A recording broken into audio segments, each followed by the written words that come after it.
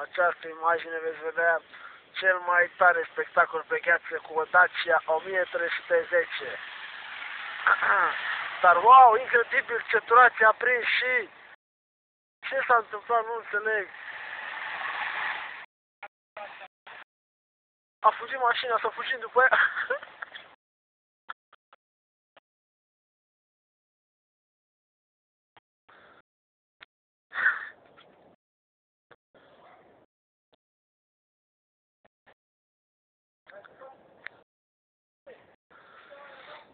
Incredibil.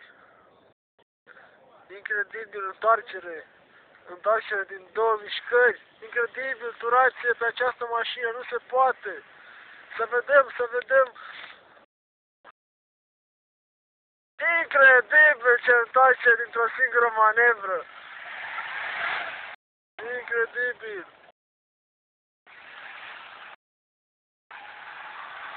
Și se mai duce odată, incredibil.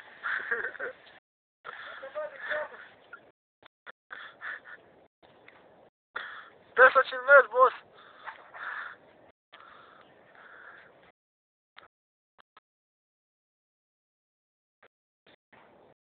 Și vine și o întoarcere, incredibil.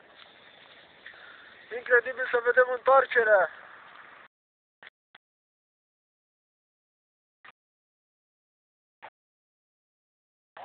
Excelent. Excelent. Dă-o să-și întoarce. Nu, Doamne, să mi le. Doamne.